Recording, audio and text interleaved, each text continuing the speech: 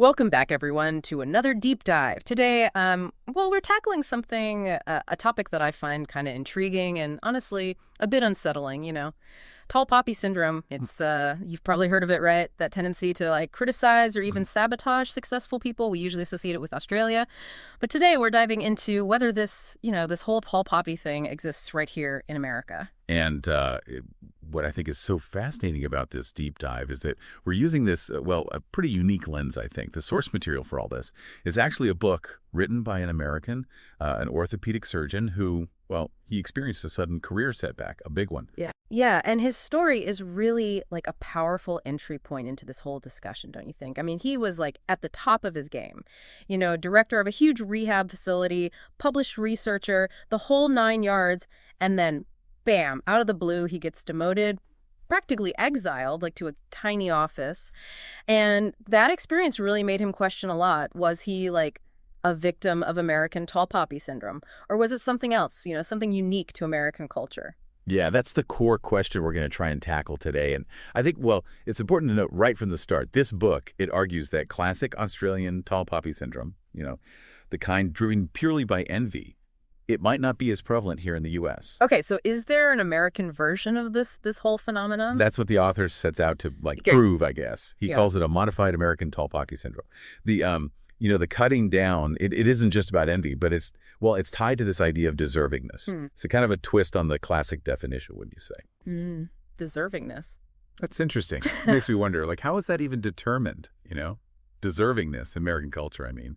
What are the criteria? That's a great question. And, the book, it really dives into the research of this guy, Norman Feather. He was a social psychologist.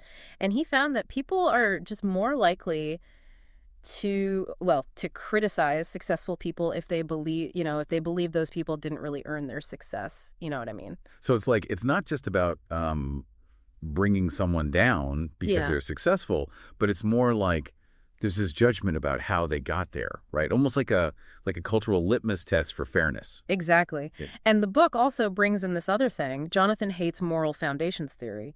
It points out that liberals, they tend to be more sensitive to, disparities in wealth and power.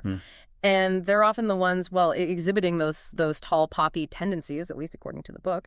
Liberals prioritize fairness and harm avoidance and all that.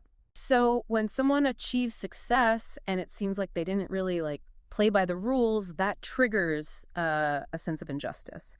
The book uses Martha Stewart as an example, right? Right. She achieved incredible success, but she also arguably contributed to her own downfall, right? Totally. So this idea of the American cutter, it goes beyond just individual behavior, right? The book also argues that the American government itself, it can be a perpetrator of tall poppy syndrome. No, it's an interesting idea, isn't it? We don't usually think about the government in this, in this context, at least not in the same way as the Australian model. Yeah.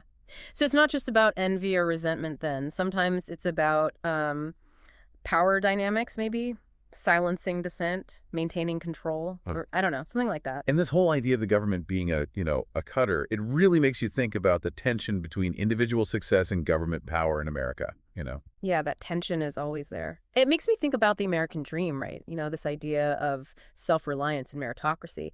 If the government itself can act as a cutter, does that complicate that whole narrative? Absolutely.